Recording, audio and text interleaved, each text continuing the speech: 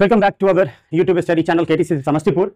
आज हम इस वीडियो में एक ट्रिग्नोमेट्री का बहुत ही इंपॉर्टेंट क्वेश्चंस जो हमारे एनसीईआरटी बुक से ही है और ये डिफरेंट बुक में भी R S Agarwal R D Sharma में भी मिलता है।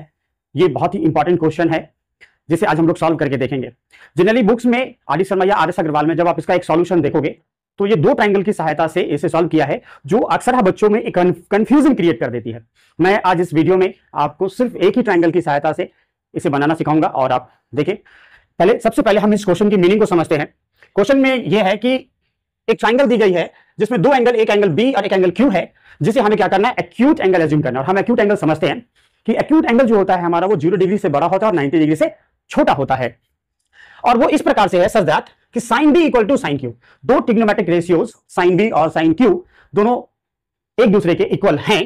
तो हमें साबित करना है कि ये जो दो एंगल थे, angle B and angle Q, वो दोनों एंगल हमारे क्या होंगे, इक्वल होंगे। क्योंकि हमारा जो सिलेबस है ट्रिग्नोमेट्री जो होती है वो डिफरेंट एंगल्स पे होती है, लेकिन हमारा syllabus generally right angle triangle पर बसा हुआ है। तो हम क्या करेंगे, सबसे पहले इस क्वेश्चन को बनाने के लिए एक राइट एंगल ड्रॉ करेंगे, राइट एंगल ट्राइंगल ड्रॉ करेंगे। तो ये देखिए, मान लिया मैंने ये राइट एंगल ट्राइंगल है, राइट एंगल में ये राइट एंगल है हमारा, हमने एज्यूम किया। राइट एंगल के ठीक सामने वाला जो साइड होगा वो क्या होगा, हमारा हाइपोटेन्यूज होगा।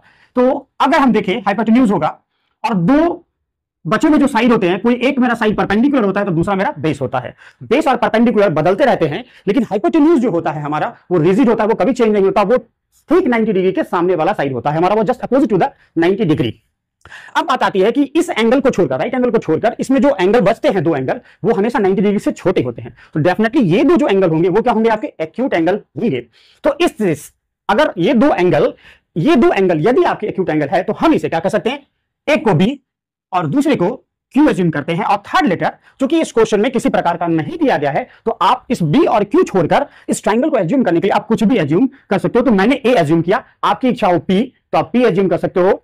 मतलब आपकी इच्छा पर डिपेंड करेगा कि ये थर्ड लेटर आप क्या एज्यूम करते हो। अब जैसे हमने थर्ड लेटर एज्यूम किया तो बी क्यू जो होगा वो मेरा क्या हो गया, जरा गौर से देखिए। अगर हम यहां पे लिखे बी क्यू क्या होगा आपका, तो हाइपोटेन्यूज, एच मींस यहां हाइपोटेन्यूज हुआ आपका, ये आपका हाइपोटेन्यूज हो जाएगा। अब आती है बात क्वेश्चन सॉल्व करने की। तो जब इसके सॉल्यूशन में हम आएंगे, ध्यान दीजिएगा, तो क्वेश्चन में क्लियरली कहा है sine B is equal to sine Q. किस क्वेश्चन ने क्लियरली हमें ये गिवन दिया है। तो अब हम यहां पर देखें अगर एक नजरिए से, तो हम जानते हैं, हमने पढ़ा है इस चैप्टर में, sine theta is equal to perpendicular by hypotenuse P by H, ये हमने पढ़ रखा है। अब पी परपेंडिकुलर और हाइपोटेन्यूज तो रिजिड होता है। अगर हम देखें इस फिगर में तो हाइपोटेन्यूज का काम कौन कर रहा है, बीक्यू कर रहा है। तो अगर ये साइन बी लिया हमने, गौर से समझिएगा बात को, मैंने शुरू में ही कहा आपको इस वीडियो में कि परपेंडिकुलर और बेस, ये दो चीजें ऐसी हैं जो बदलती रहती है, वो सिचुएशंस पर काम करती है। और परपेंडिकुलर बेस का डिसीजन हमेशा हम एंगल से क्रिएट करते हैं।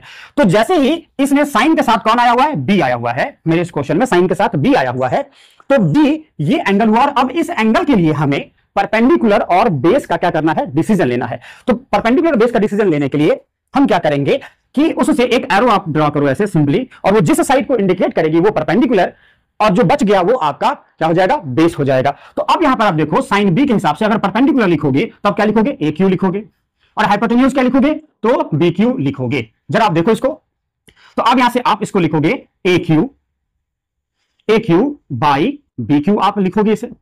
अब इसी तरीके से आप साइन क्यू का सोचो, इसी तरीके से आप किसका सोचो, तो साइन क्यू का सोचो। तो अब साइन क्यू के लिए अगर हम आए, साइन क्यू के लिए देखें, तो अब फिर ये एंगल, अब इसके लिए मुझे परपेंडिकुलर और बेस का डिसीजन लेना है। तो मैंने क्या बोला कि हाइपोटेन्यूज डिसाइड पहले से कर लेना है। ध्यान रहे, सबसे पहले डिसाइड करना है हमें हाइपोटेन्यूज, क्योंकि वो रिजिड होता है, वो बदलता नहीं है। तो अब यहां से क्यू से मैंने एक एरो दिखाया, तो किसको इंडिकेट किया, ये किस साइड को, तो बी ए को, या ए बी जिसे हम बोलेंगे। तो हम यहां पे क्या लिखेंगे, ए बी परपेंडिकुलर की जगह पे, और हाइपोटेन्यूज रिजिड है हमारा, जो क्या है मेरा बी क्यू है।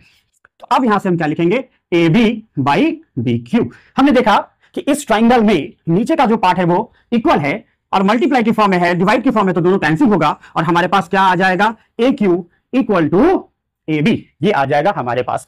अब हम जानते हैं किसी भी ज्योमेट्री में हमने पढ़ रखा है, किसी भी ट्राइंगल में यदि दो साइड बराबर हो तो उनके अपोजिट एंगल्स भी एक दूसरे के क्या होते हैं, बराबर होते हैं। ए बी सी है, तो हम क्या देख रहे हैं कि ए बी अगर ए सी के बराबर है तो ए बी के ठीक सामने वाला एंगल सी और ए सी के ठीक सामने वाला एंगल क्या हो जाएगा, बी, एक दूसरे के क्या हो जाएंगे, बराबर हो जाएंगे। अब जरा हम इस ट्राइंगल में, अपने ही ट्राइंगल में नजर दौड़ाएं। हमारे पास ट्राइंगल है कुछ ऐसा, ए बी क्यू, ये 90 डिग्री है। हमने क्या पाया, A Q is equal to A B. मैंने पाया A Q is equal to A B. तो अब यहां से हम यहां पर सिंपली लिखेंगे in a triangle A B Q. हम क्या देख रहे हैं कि ए बी और ए क्यू बराबर है, तो ए क्यू के ठीक सामने का एंगल कौन है, देखिए इसके सामने का एंगल कौन है, बी। तो हम यहां पे लिखेंगे angle B is equal to, ठीक देखिए अब ये एरो हटाया मैंने, अब बी के और इसके सामने देखिए ए क्यू के सामने में, ए बी के सामने में कौन सा साइड है मेरा, कौन सा एंगल है, सॉरी एंगल कौन सा मेरा, तो क्यू। तो यहां पे लिखेंगे angle Q, angle B equal to angle Q. और यही हमें क्या करना था, साबित करना था। Thank you.